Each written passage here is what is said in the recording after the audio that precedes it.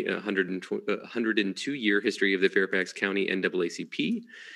He formerly worked in the office of, well, I guess before that, he worked at a law firm and quit when the law firm was hired to represent Donald Trump in a lawsuit against Chef Jose Andres.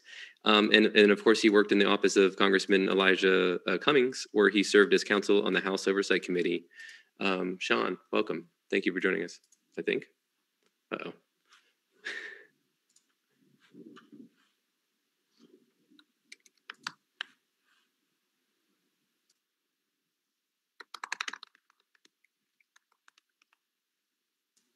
Okay. Oh, there we are.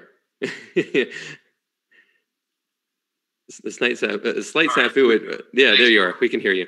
I'm right. Thanks, Sean. The virtual signatures. I know you could get me off mute. I appreciate it.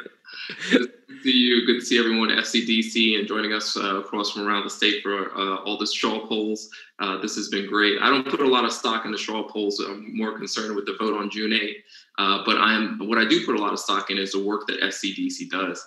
As Brian mentioned, I was lucky enough to be on the steering committee here, and I saw how the work we do here truly transformed the state. We could not have ended the death penalty. We could not have legalized cannabis if not for the work you do, knocking doors, convincing voters, and putting up good Democrats. So I'm so honored to have been a member of the leadership team there, and I'm so honored to be here running for Lieutenant Governor. My path goes directly through FCDC. As Brian mentioned, I was working as an attorney, was asked to represent Trump, and walked away. And it wasn't about Donald Trump. It was about the extremism he represented. It was about the strain of white supremacy and extremism that we saw in Charlottesville in Virginia. We saw on January 6th. This is what we're fighting back against. This is what we are doing here when we knock these doors and everything else. When John Lewis said democracy is not a state, it's an act. It's the actions that we are taking here in Fairfax and all throughout Virginia. So I am looking forward to this because I think as Democrats, we have a real opportunity to talk about the differences here. If you look at the Republican Party, every single one of them is running on ending cancel culture.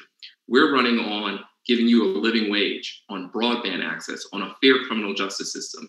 This is what will win the day, whether you're a Democrat or Republican. We are talking about the things that are needed to empower people.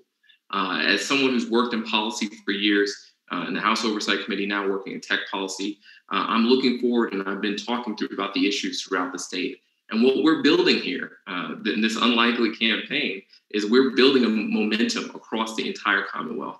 I've been lucky enough to be endorsed by people like Delegate Kate Corey and Supervisor Lusk and Alcorn and John Faust. We have the support here in Fairfax, but we're also a Commonwealth attorney, of course. I can't forget my good friend Steve Escano. But we have all the endorsements, dozens of endorsements in the Hampton Roads area. We're building a movement that is really speaking to people's values and what we can do as Democrats. So as your Lieutenant Governor, what I'm hoping to do is be a strong voice for progressive values. Take the work that I started doing here in Fairfax, both with the NAACP and with the Democratic Party, and bring that statewide. Because our values, what we can win on, is going to improve everyone's life if we just do the work. I'll leave you with this. I look at my mother, who now is fully vaccinated as of yesterday. I'm really excited about that. She lives in Manassas Park. She grew up in South Carolina before the Voting Rights Act, and she couldn't vote. She thought she would never be able to vote. And now in the former capital of the Confederacy, she's going to vote for her son for Lieutenant Governor. This is the type of change, transformative change we can achieve in one generation. So I look forward to what we can do when we engage and the type of world that I'll leave behind for my daughter.